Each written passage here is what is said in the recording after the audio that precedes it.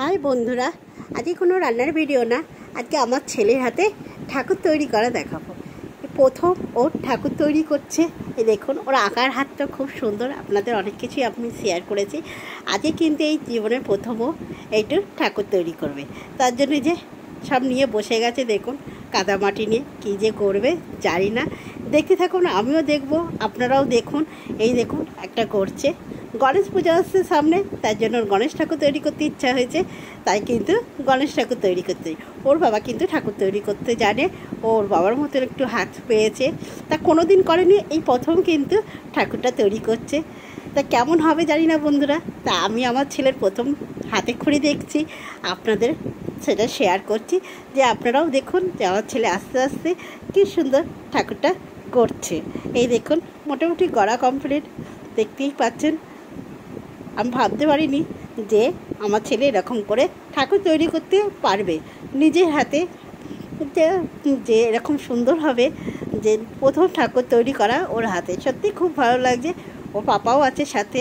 এই দেখুন ঠাকুরটা খুব সুন্দর করেছে, যে বলার মতন না, সত্যি তাই। আপনারাও বলবেন কিন্তু ঠাকুরটা কেমন করেছে। এবার ঠাকুর গড়ার পর এবার রং করছে, সাদা ফেব্রিক রং নিয়ে এসছে, ওর পাপা নিয়ে এসে দিয়েছে রং, তাই রং করছে। ওর একটু এদিকে খুব ন্যাক আছে ঠাকুর তৈরি। ঠাকুরটাই প্রথম তৈরি করলো, কিন্তু আঁকাও কিন্তু ও খুব সুন্দর আঁকে। সবটাই ও পাপার মতন পেয়েছে। বলে না, বাবার কোনো কিছু গুণ থাকলে ছেলেরা পায়, সত্যি তাই।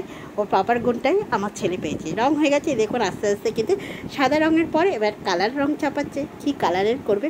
সত্যি তাই, আস্তে আস্তে দেখতে দেখতে কিন্তু ঠাকুরটাও অন্যরকম রূপ নিয়ে নিল। আমি কিন্তু ভাবতে পারিনি যে ঠাকুরটা এত সুন্দরও বানাতে পারবে বা গড়তে পারবে। আমি ভেবেছিলাম থাক, নতুন করছি, ইচ্ছা হয়েছে, থাক করুক, ইচ্ছা এখন হয়েছে, কিন্তু এইরকমভাবে ও গড়ে তুলবে, সত্যি মা হয়ে কিন্তু আমি ভাবতেই পারিনি বন্ধুরা। এই দেখুন, যে আপনারাই বলুন যে কত সুন্দর গণেশটা হয়েছে। মনে হচ্ছে আমি বাজার থেকে যেন গণেশটা কিনে নিয়ে এসেছি বন্ধুরা। দেখতেই পাচ্ছেন অপূর্ব অপূর্ব সাজুগুজু কমপ্লিট করেছে।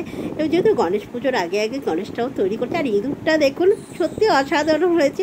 আমি তো সত্যি মুগ্ধ হয়ে গেছি, নিজের ছেলে বলে না, সত্যি খুব ভালো হয়েছে গণেশটাকে। যেহেতু গণেশ পুজোর আগে আগে করেছে, তাই একটু তার পাপা একটু বললো, যদি করে ফেলেছে ছেলে, তাই একটুকুনি না পুজো করলে কি ভালো লাগে, নিজেরাই ঘরে একটুকুনি পুজো করে দেবো। তাই পুজোর জায়গাটা একটু সাজুগুজু করিয়ে দিচ্ছে। আর দেখুন গণেশ ঠাকুরকে বসাচ্ছে, বসে বেশি কিছু করব না, দেখতে থাকুন, অল্পর মধ্যে একটুকুনি করে দেবো। আর আপনারা কিন্তু অবশ্যই বলবেন যে গণেশ ঠাকুরটা আমার ছেলে কেমন বানিয়েছে। দেখতেই পাচ্ছেন। চলুন এবার একটুকুনি ছোট করে একটুকুনি কিছু আয়োজন করি। ছেলে নিজে হাতে বানিয়েছে গণেশ ঠাকুরটা, তার জন্য পুজো করা হচ্ছে। আর আগে তো আমার ছিলই একটা গণেশ দাদা, আর ছেলে এটা বানিয়েছে, হাতে বানিয়েছে, নিজের প্রথম হাতে করি।